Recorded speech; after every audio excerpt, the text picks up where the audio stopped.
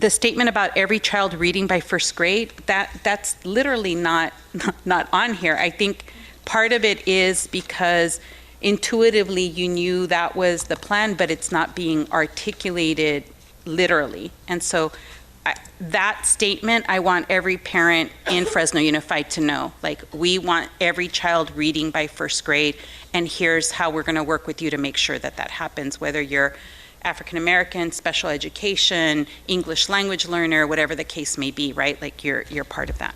As soon as we heard the interest, I know there were several trustees who felt like it was the right thing to do, that we needed a campaign, that we needed a focus on something that would be our response to what have been criticism of our district not rising high enough.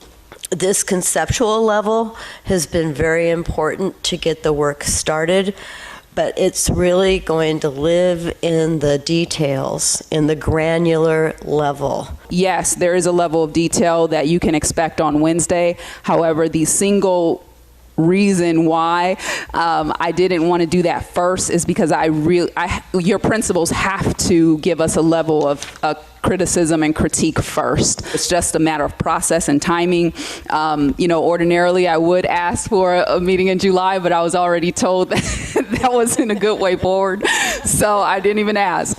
But it was an idea, so it's more about timing for the details that you all are going to be excited to see, and when you see them, you will know that principals have had an opportunity in your specific regions around parameters that we have to stick to, that the superintendent is in agreement with. I'm going to ask that you include some school psychologists in that work, because school psychologists are the folks that get all the referrals for children who are not making it. Literacy coaches are going to be really important for all of our elementary schools, because that person who's a literacy coach will be working with teachers, coaching them. You don't just learn this once and, there's a coaching component that's really important as kids make progress or they don't make progress. What do we do? How do we shape that up and get them to the right place?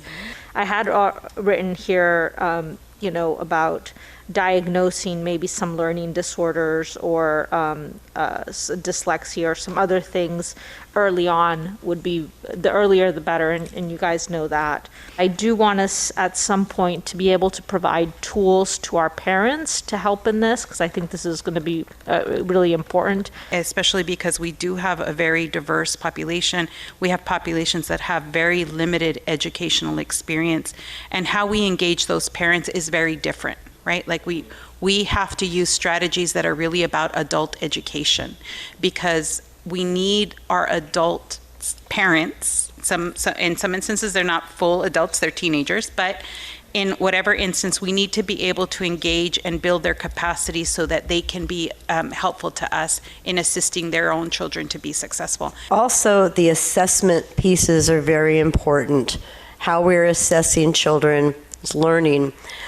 We assess them quarterly, we assess them annually, but we should also be assessing them regularly in the classroom and in our interventions, and we should be consistent with that. What I'd like to see is some different kinds of configurations, some packages, so to speak, that have all those components in it, but what it looks like at Lincoln or at Story may be a little different than what it looks like at Gibson or at Tartarian or Start. They may be a little different, but those components all have to be there.